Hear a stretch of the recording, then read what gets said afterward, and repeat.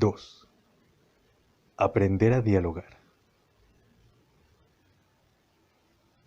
La práctica de ejercicios espirituales se desarrolló probablemente en tradiciones que se remontan a tiempos inmemoriales. Pero será Sócrates quien los sacará a la superficie de la conciencia occidental, puesto que su figura fue, y sigue siendo, una llamada viviente al despertar de la conciencia moral. Resulta destacable que tal llamada se diera a oír en forma de diálogo. En el diálogo socrático, la verdadera cuestión que se ventila no es de qué se habla, sino aquel que habla. Cuando uno observa a Sócrates de cerca y comienza a dialogar con él, incluso en el caso de que se haya comenzado primero por hablar de cualquier tema, al final es llevado por el hilo del discurso hacia múltiples direcciones, hasta el momento en el que uno se ve obligado a rendir cuentas de sí mismo, tanto de la manera en que se vive en la actualidad, como de la forma en que condujo su existencia en el pasado. Una vez llegados a este punto, Sócrates no nos dejará irnos antes de haber sometido todo esto, del modo más profundo y bello, a la prueba de su autoridad. No veo nada malo en que alguien me recuerde que he actuado o que actué de una forma que no era quizás la preferible. Aquel que no huya de esto se hará necesariamente una persona más prudente durante el resto de su vida. En el diálogo socrático, el interlocutor de Sócrates no aprende nada, pues Sócrates no tiene intención de enseñarle nada. No hace más que repetir a quien quiera escucharle que lo único que sabe es que no sabe nada. Pero a la manera de infatigable Tábano, Sócrates acosa a sus interlocutores con preguntas que les ponen en cuestión, que les obligan a prestarse atención a sí mismos, a cuidarse de sí mismos. ¿Cómo, querido amigo, eres ateniense, ciudadano de una ciudad más grande, más célebre que cualquier otra por su ciencia y pujanza, y no te avergüenzas de cuidarte solo de tu fortuna, de acrecentarla lo máximo posible, así como tu reputación y tu honor? Pero en lo que se refiere a tu pensamiento, pronesis, tu verdad, aletheia, o tu alma, psique, a mejorarlos, no los cuidas en absoluto, ni se te ha ocurrido siquiera. La misión de Sócrates consiste, pues, en invitar a sus contemporáneos a examinar su conciencia, a cuidar de su progreso interior. No cuido en absoluto aquello que suele preocupar a la mayoría de la gente: asuntos de negocios, administración de bienes, cargos de estratega, éxitos oratorios, magistraturas, coaliciones, facciones políticas. No me siento atraído por este camino, sino por este otro que, a cada uno de vosotros en particular, le haría el mayor bien, intentando convencerle de que cuide menos lo que tiene y que cuide más lo que es, para convertirle en alguien lo más excelente y razonable posible. El Alcibiades del banquete de Platón expresa del siguiente modo el efecto que sobre él ha ejercido el diálogo con Sócrates. Me ha obligado a confesarme a mí mismo que, por más que haya cometido faltas, insista en seguir ocupándome de mí mismo. Me ha puesto más de una vez en tal estado que no me parecía posible seguir viviendo y comportándome como hasta ahora. El diálogo socrático se nos aparece, pues, como un ejercicio espiritual practicado en común y que invita al ejercicio espiritual interior, es decir, al examen de conciencia, a dirigir la atención sobre uno mismo, en pocas palabras, a ese célebre «conócete a ti mismo». Aunque el sentido original de tal fórmula resulte difícil de discernir, no es menos cierto que invita a esa relación con uno mismo que constituye el fundamento de todo ejercicio espiritual. Conocerse a uno mismo supone reconocerse como no sabio, es decir, no como sopos, sino como filosopos, en camino hacia la sabiduría. O bien, reconocerse en su ser esencial, es decir, separar lo que no nos constituye de lo que sí nos constituye.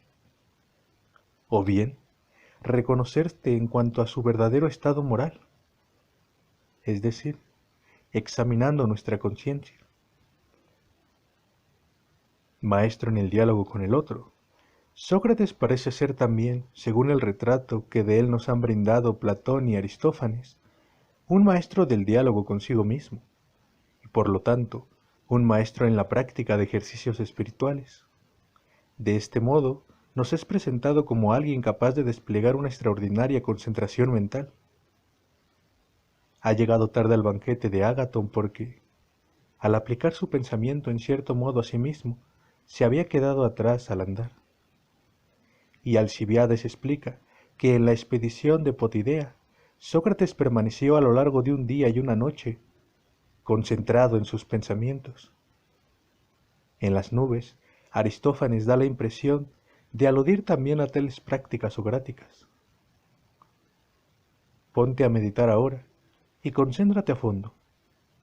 Por el medio que sea, repliégate sobre ti mismo, mientras te concentras. Si te estancas en algún momento, corre rápidamente hacia otra parte. No centres siempre tu pensamiento en ti mismo, sino que deja que tu espíritu comience a volar por los aires, como si fuera un abejorro al que un hilo retuviera en el suelo. Esta práctica del diálogo consigo mismo, que es la meditación, parece suponer motivo de orgullo, según los discípulos de Sócrates.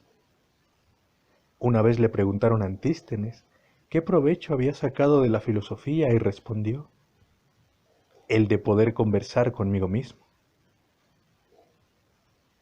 Este íntimo vínculo entre el diálogo con otro y el diálogo con uno mismo encierra un profundo significado.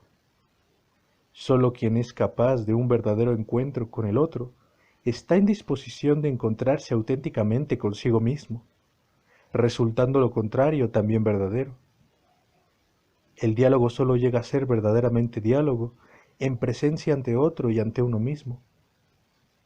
Desde este punto de vista, todo ejercicio espiritual es dialógico en la medida en que supone un auténtico ejercicio de presencia, tanto ante uno mismo como ante otros. La frontera entre el diálogo socrático y el diálogo platónico resulta imposible de situar. Pero el diálogo platónico sigue siendo siempre de inspiración socrática, puesto que consiste en un ejercicio intelectual y finalmente espiritual. Esta característica del diálogo platónico no debe nunca perderse de vista. Los diálogos platónicos se nos aparecen como ejercicios modélicos. Modélicos porque no son estenografía de diálogos reales, sino composiciones literarias que representan las condiciones de un diálogo ideal, y ejercicios, precisamente por el hecho de ser diálogos. Hemos podido observar ya, a propósito de Sócrates, el carácter dialógico de todo ejercicio espiritual. Un diálogo consiste en un recorrido del pensamiento, cuyo camino va trazándose en virtud de acuerdo, constantemente mantenido, entre alguien que interroga y alguien que responde, contraponiendo su método con los típicamente erísticos. Platón subraya con claridad este punto. Cuando dos amigos como tú y yo están en disposición de conversar, es preciso servirse de una forma más suave y más dialéctica. Más dialéctica significa, creo yo, que no solo se dan respuestas verdaderas, sino que esas respuestas se fundamentan en lo que el interlocutor reconoce por su parte saber. La dimensión del interlocutor resulta, pues, capital. Impide que el diálogo se convierta en una exposición teórica y dogmática, obligándole a transformarse en ejercicio concreto y práctico, puesto que en realidad no se trata de exponer ninguna doctrina, sino de inducir en el interlocutor determinada disposición mental. Se trata de una lucha amistosa, sí, pero lucha al fin y al cabo. Destaquemos este punto, pues es lo que sucede en cualquier ejercicio espiritual. Es necesario obligarse a uno mismo a cambiar de punto de vista, de actitud, de convicción, y por lo tanto, dialogar con uno mismo supone al mismo tiempo luchar consigo mismo. Por eso los métodos del diálogo platónico presentan, desde esta perspectiva, un enorme interés. A pesar de lo que se ha dicho, el diálogo platónico no se parece a una ligera paloma a la que nada impide abandonar el suelo para volar hacia el espacio puro de la utopía. La paloma debe enfrentarse a cada instante al espíritu de quien responde, cargado de plomo. Cada grado de elevación requiere ser conquistado. Para salir vencedor de este combate no basta con exponer la verdad, no basta siquiera con demostrarla, sino que es necesario convencer y, por lo tanto, utilizar la psicagogía, el arte de seducir el espíritu, y además, no solo la retórica intenta convencer a distancia, por así decirlo, por medio de un discurso imparable, sino también, y en especial la dialéctica, que exige constantemente el acuerdo explícito del interlocutor. La dialéctica debe por lo tanto seguir un camino indirecto, o mejor todavía, una serie de caminos en apariencia divergentes, aunque no obstante, finalmente convergentes, para inducir al interlocutor a descubrir las contradicciones de su propia convicción o a admitir una conclusión imprevista. Esos giros, desvíos, divisiones sin fin, digresiones y sutilezas de todo tipo, que desconciertan al lector moderno de los diálogos, tienen como objetivo hacer recorrer cierto camino a los interlocutores y lectores antiguos. Gracias a ellos, se disponen codo con codo nombres, definiciones, visiones y sensaciones. Se revisan por extenso las cuestiones, se vive con ellas, hasta que se enciende una chispa. Hay que ponerse al trabajo, pues con la mayor paciencia. La medida de discusiones como estas es, para la gente inteligente, la vida entera.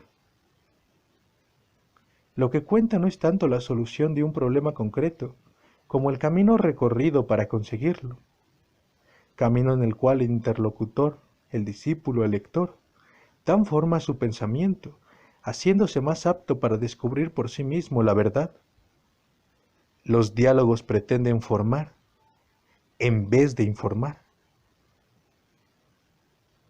En las clases donde los niños aprenden a leer, cuando se le pregunta a uno de ellos cuáles son las letras que forman determinado nombre, diremos que el propósito de tal ejercicio es que pueda resolver este único problema, o más bien dotarle de mayor habilidad en cuestiones gramaticales, a fin de que pueda resolver todo posible problema. Todo posible problema, por supuesto. Y a su vez, ¿por qué hemos emprendido nuestra investigación sobre el político? ¿Es por el político mismo por lo que nos lo hemos propuesto? ¿O más bien, para dotarnos de mayor habilidad dialéctica en todo tipo de cuestiones? En todo tipo de cuestiones. Eso también queda claro en este caso. El tema del diálogo cuenta por lo tanto menos que el método aplicado, concediéndose menor relevancia a la solución del problema que al camino recorrido en común a fin de resolverlo. No se trata de que uno sea el primero y el más rápido en encontrar la solución, sino de ejercitarse de la manera más efectiva posible en la puesta en práctica de un método. En cuanto a la búsqueda de aquello que nos habíamos propuesto, el hecho de poder descubrirlo del modo más sencillo y breve es algo que la razón nos aconseja que consideremos como cosa secundaria y no principal, y por el contrario, que estimemos mucho más y por encima de todo el método mismo que nos permite dividir por especies. Asimismo, que cultivemos también aquel discurso que, aun pudiendo ser muy largo, vuelve a quien lo escucha más inventivo. Puro ejercicio dialéctico. El diálogo platónico funciona exactamente como un ejercicio espiritual, y ello por dos razones. En primer lugar, conduce de modo discreto pero invariablemente a que el interlocutor y en el lector se produzca la conversión. En efecto, el diálogo solo es posible si el interlocutor aspira verdaderamente a dialogar, es decir, si aspira realmente a dilucidar la verdad, si aspira desde lo más profundo de su espíritu al bien, aceptando someterse a las exigencias racionales del logos. Su acto de fe debe estar a la altura del de Sócrates.